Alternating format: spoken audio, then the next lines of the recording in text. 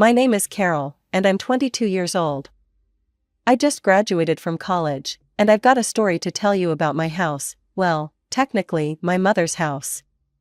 Or it was, until she passed away from intestinal cancer 4 years ago and left it to me. Mom was always the planning type. Even before the cancer diagnosis, she made sure everything was in order. The house was hers free and clear, she'd bought it before she even met my dad, and thank God for that foresight. She made sure I knew about the will, too. This way you'll always have a home, she told me, her voice steady, despite everything she was going through. Things weren't always this complicated. My parents' marriage lasted 10 years before Dad decided to leave us for another woman. I was 9 when he packed his bags. No drama, no fighting over custody or property, he just left. The only thing he agreed to was paying for my college education. He set up a special account and transferred the entire sum for my future studies right away. I guess that was his version of child support. Dad started a new family pretty quickly. His wife Linda had their daughter shortly after, she's 10 years younger than me. I'd visit sometimes, staying at their rented house, but it never felt right. Linda would be busy with my half-sister, cooing over her latest accomplishment or fixing her hair. Dad was always working, claiming he needed to provide for his family. Funny how I wasn't really included in that category anymore. "Carol, would you like to join us for dinner?" Linda would ask, but her tone always suggested she hoped I'd decline. We kept things cordial though, exchanging birthday cards, holiday greetings, the occasional forced family dinner. It was all very proper and polite, in that uncomfortable way that makes your skin crawl. Mom made good money as a senior accountant, so when the cancer hit, she could focus entirely on treatment. I was 14 when we got the diagnosis. She quit her job immediately to focus on fighting the disease. For 4 years, we lived between hospital visits and treatment sessions. Mom never complained, not once. She just kept fighting, kept planning, kept making sure I would be okay. But cancer doesn't care about plans. I was 18 when she died, just weeks before I was supposed to leave for college in another state. The grief hit me hard, I could barely function. That's when Dad surprised me by actually stepping up. He, Linda, and my half-sister moved in temporarily to help me cope with the loss. I was too numb to question it at the time, too grateful for any support I could get. "We'll help you through this," Dad said, putting his arm around my shoulders. Linda nodded along, trying to look sympathetic while my half-sister explored what was now my house. By the end of summer, I was faced with a dilemma. College was starting in a few weeks, and I had no idea what to do with Mom's house, my house now. I couldn't bear the thought of selling it, but leaving it empty for 4 years didn't seem smart either. That's when Dad came up with his proposal over breakfast one morning. "Carol," he said, pushing his coffee mug aside, "I've been thinking. What if we stayed here? We'd pay all the bills, maintain the place. You wouldn't have to worry about anything while you're at school." I looked at Linda, who was making pancakes at the stove. She turned around and smiled. "It would be good for all of us," she added. "Sophie's already enrolled in the local school, and the house would be well taken care of." It made sense. During the 2 months they'd been staying with me, things had been surprisingly okay. Linda had stopped being so distant, and Sophie, my half-sister, had actually started treating me like a real sister instead of some stranger who showed up occasionally. So I agreed. Looking back, it seemed like the perfect solution. I packed up Mom's personal things, keeping what I wanted and storing the rest in the attic. I left for college feeling confident about my decision. Over the next 4 years, I came home during holidays and summer breaks. Those visits were nice, actually. Linda would cook these big welcome home dinners. "I made your favorite lasagna," she'd say, as if she'd always known my favorites. Sophie would drag me to her room to show me her latest artwork or tell me about school drama. During Christmas breaks, we'd all decorate the tree together. Dad would lift Sophie to put the star on top, while Linda and I argued good-naturedly about whether tinsel was tacky or classic. We'd sit around drinking hot chocolate, And sometimes I could almost forget that this wasn't the family I started with. Summer visits were different, longer, more relaxed. Sophie and I would spend afternoons by the community pool, and I'd help her with her summer reading. Linda would invite me to her book club meetings, and we'd actually have fun dissecting whatever romance novel they'd chosen that month. "Your sister's so good with Sophie," I overheard Linda telling Dad one evening. "It's nice having her home." That made me feel warm inside, like maybe we really had become a proper family. I called regularly during semesters, weekly chats with Dad about my classes, catching up with Linda about house maintenance, "The roses you planted are blooming beautifully, Carol," and FaceTime sessions with Sophie, who kept me updated on her middle school adventures. Everything seemed perfect. We'd created this strange but functional family dynamic, built on the foundation of my mother's house. I never imagined it could all fall apart so quickly, but I guess that's the thing about houses. No matter how solid the foundation, you never know what's going on behind the walls. Finally, at 22, with my degree in hand and a job lined up back home, I was ready to start the next chapter of my life. I'd already accepted a position at Marshall & Brooks Financial in my hometown. They'd interviewed me via Zoom and offered me the job right away. Everything was falling into place perfectly. Or so I thought. The taxi dropped me off in front of my house on a sunny June afternoon. I stood there for a moment, taking in the familiar sight. Mom's rose bushes were in full bloom, though they looked different from how she used to maintain them. The lawn was neatly trimmed, and new curtains hung in the windows. Little changes that had happened while I was away at college. Wheeling my suitcases up the front walk, I reached for my keys with a smile, already imagining sleeping in my old room tonight. But when I tried to unlock the door, something was wrong. The key wouldn't turn. I tried again, thinking maybe I was just tired from the journey, but no, the key definitely didn't fit. "What the hell?" I muttered, trying the key again before finally giving up and knocking on the door, loudly, since it was the middle of the day and they might be watching TV. Linda opened the door, her eyes widening in surprise. She was wearing an apron and had flour on her hands, like she'd been baking. "Carol, what are you doing here?" I wheeled my suitcase inside, noticing Dad and Sophie in the living room, both looking equally startled by my appearance. Sophie was sprawled on the couch with her phone, while Dad sat in his favorite armchair, Mom's old armchair, actually, reading something on his tablet. "What do you mean? I live here," I said, looking around at what seemed like subtle changes to the living room decor. "Why were the locks changed?" Dad scratched his neck, that nervous habit he's had since forever. "Oh, that. Yeah, I changed them last month. For safety, you know. There were some break-ins in the neighborhood." "You could have told me," I said, trying to keep the annoyance out of my voice. "Or sent me a new key. I mean, this is my house." "We weren't expecting you," Linda said carefully, her arms crossed over her chest. She'd wiped the flour off her hands and was looking increasingly uncomfortable. "Why not? I graduated last week. I told you guys I was coming home to start my new job." I looked between them, feeling increasingly uneasy. Something was off about their reactions. Sophie had even put down her phone and was watching the scene unfold with an odd expression. "Carol," Dad cut in suddenly, standing up. "Can we talk in the office for a minute?" I followed him into Mom's old office, my office now, technically. The room still had Mom's degrees on the wall, her collection of financial reference books on the shelves. He closed the door behind us, and I noticed his hands were shaking slightly as he turned to face me. "Listen, honey," he started, his voice low. "There's something you need to know. Linda, well, she thinks this house belongs to me." I stared at him, not comprehending. "What?" "I told her it was my house," he continued, not meeting my eyes. "That I gave it to your mother and you out of kindness after the divorce, and that after your mom passed, it reverted to me. She thinks you've just been living here because I allowed it." I must have stood there gaping at Dad for a full minute before finding my voice again. My first instinct was to storm out of the office and tell Linda everything. Now I understood her surprised look when I showed up. In her mind, I was just some freeloader trying to crash in their house.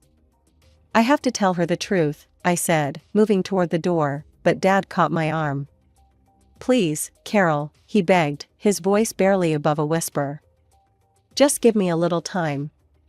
I'll find us a new place to live, I promise. I just need to figure out how to tell her without destroying our marriage. Destroying your marriage? I hissed.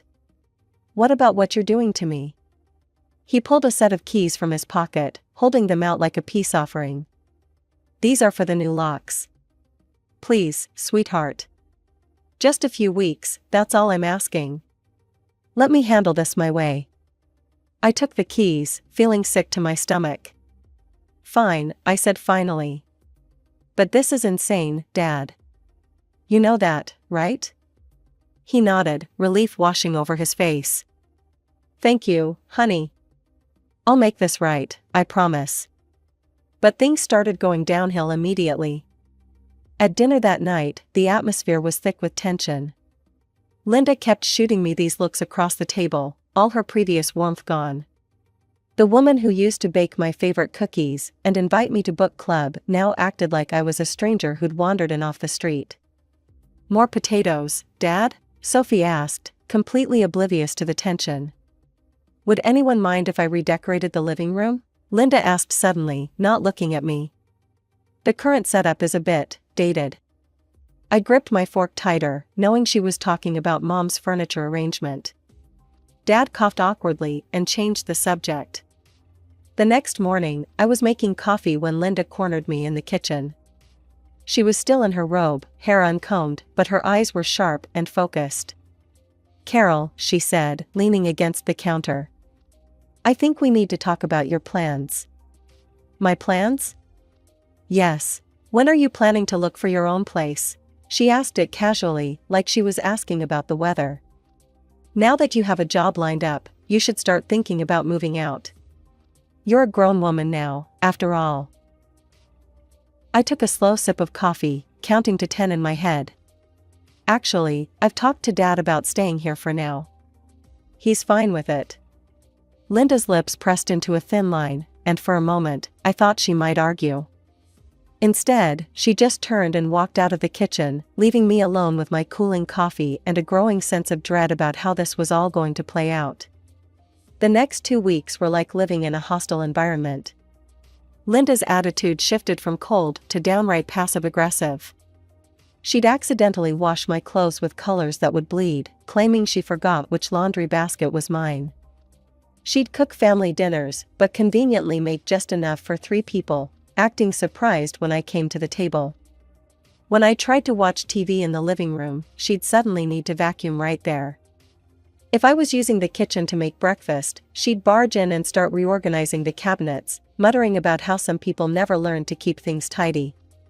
She even moved my mother's favorite vase from its spot on the mantel to some corner shelf, claiming it didn't match her new decorating vision. The worst part was watching Sophie follow her mother's lead.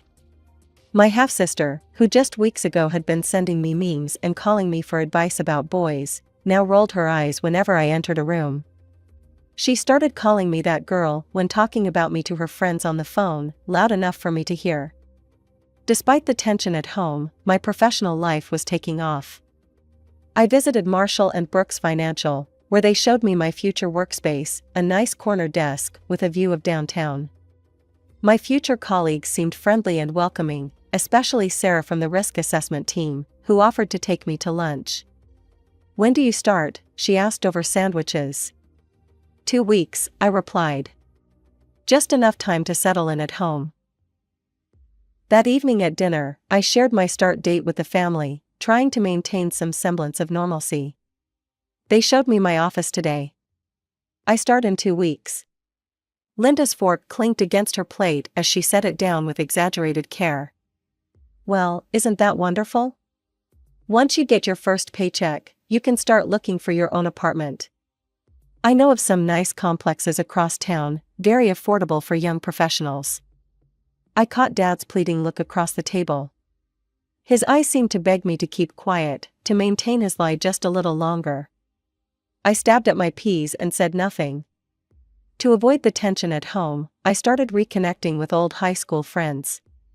Katie and Jessica were still in town, and we'd meet for coffee or shopping trips, falling back into our old rhythms as if no time had passed. But coming home was always uncomfortable. I'd walk in and hear hushed conversations from the kitchen or living room that would stop abruptly when I appeared.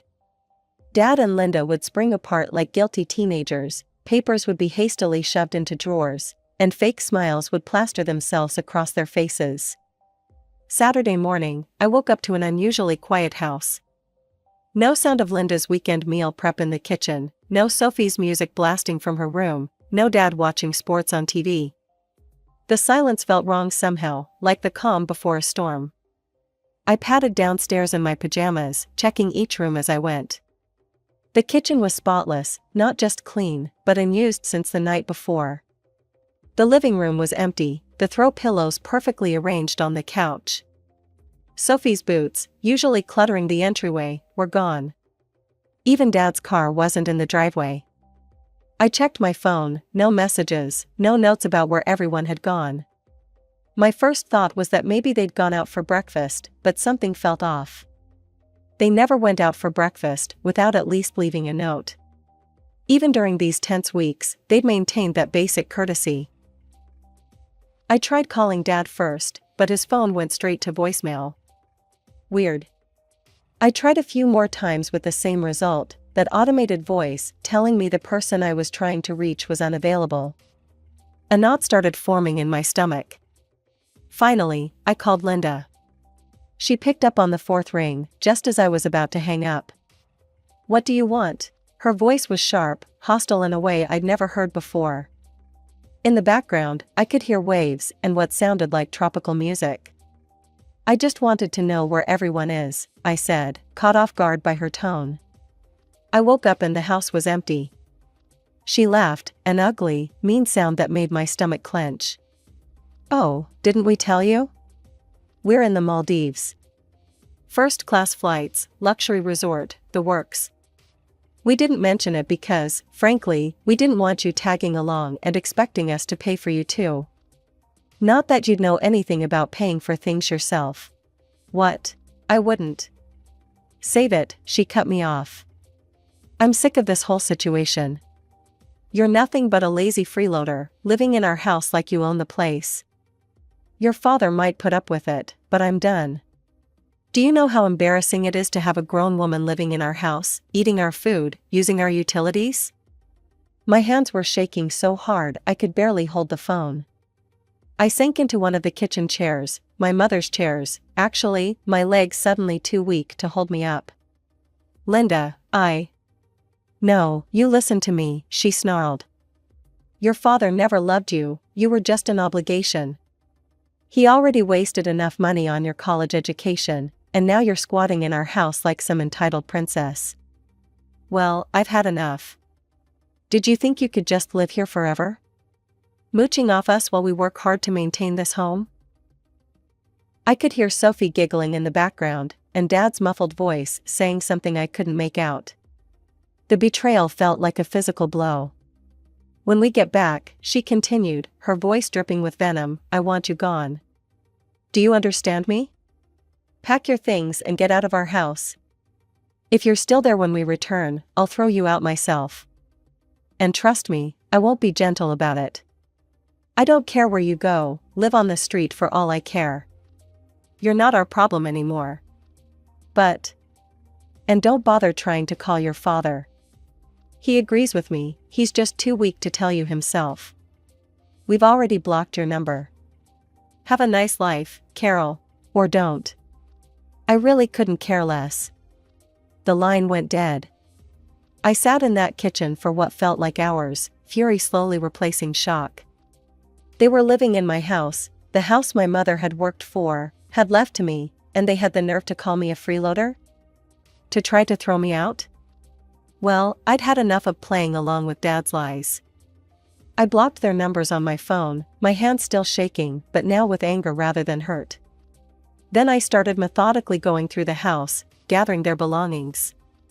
Linda's expensive clothes, Sophie's school stuff, Dad's golf clubs, everything went into boxes and suitcases. I worked through the entire Saturday, fueled by rage and bitter disappointment. By Sunday morning, I had their life packed up and stacked in the garage. I found a 24-hour locksmith who could come right away.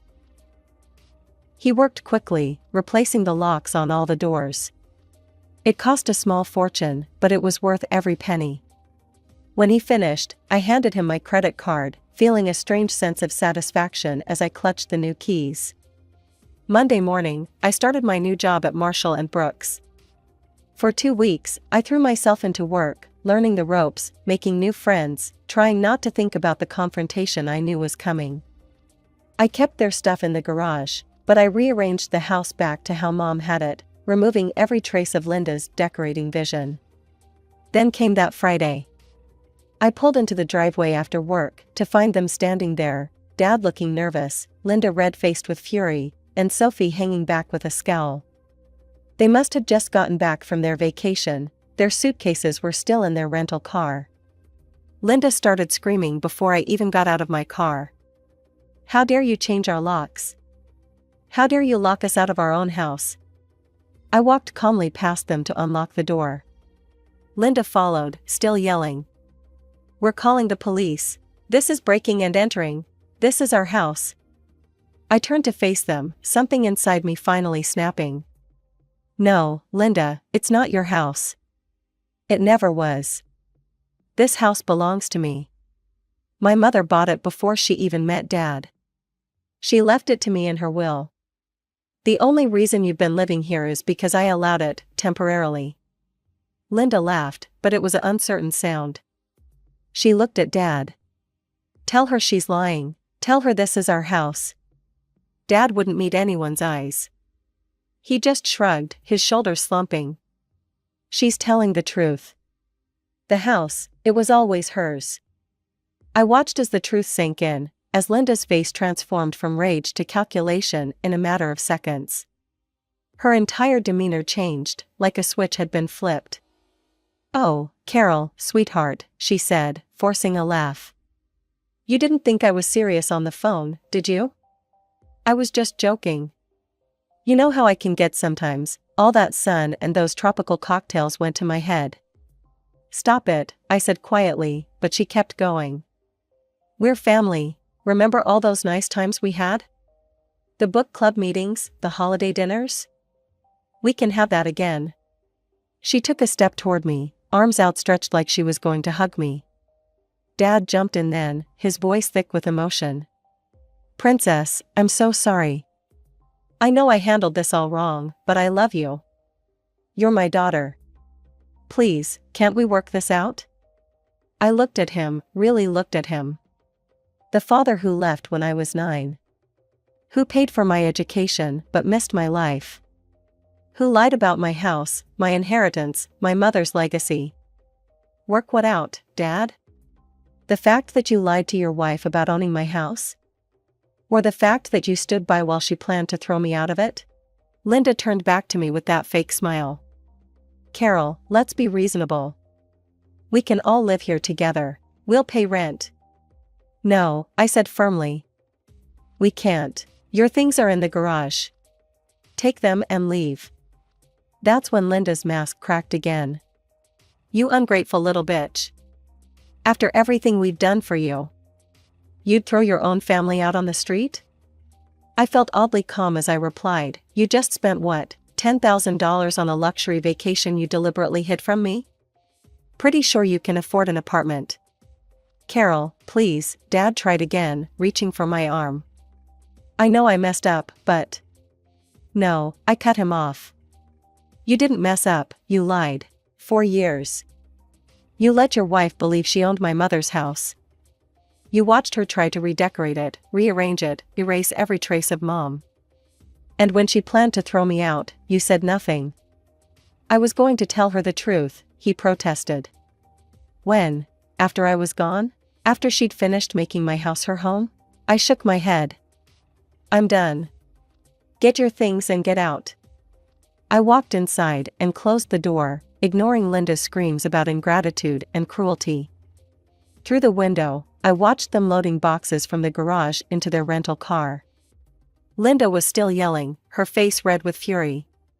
Sophie was crying. Dad just looked defeated.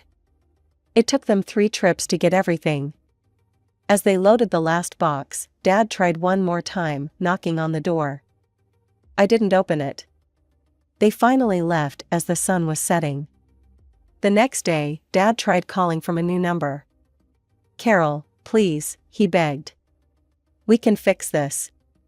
No, Dad, we can't, I said. Linda made it very clear how you all really feel about me. A freeloader? An obligation? Someone you never loved? Maybe those were her words, but your silence said enough. That was 2 months ago. I still live in Mom's house, my house. I've repainted the walls, planted new roses in the garden, made it mine again. Sometimes I think about them, wonder where they ended up. But mostly, I think about Mom, and how she made sure I'd always have a home, no matter what. Dad still tries to call sometimes, from different numbers. I don't pick up anymore. Some bridges, once burned, should stay ashes. The funny thing is, I'm happier now. My job is going well, I've made new friends at work, and for the first time since Mom died, I feel at peace in this house. Sometimes healing means letting go, of people, of lies, of the fairy tale of family you wanted to believe in.